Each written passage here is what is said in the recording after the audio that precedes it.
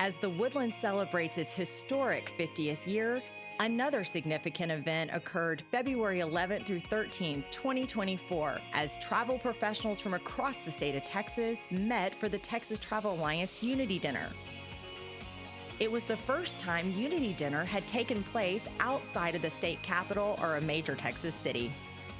Over 500 industry leaders, township directors, and the Visit the Woodlands board came together to celebrate and advocate the importance of travel and tourism in Texas, a $155 billion industry.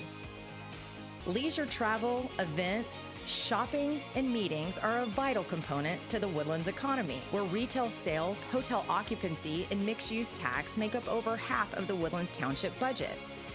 This means residents and businesses have a lower town tax rate than cities across Texas. The Woodlands has been known for arts, music, fine dining, world-class events, and iconic experiences, making it a great place to live and a premier destination to visit.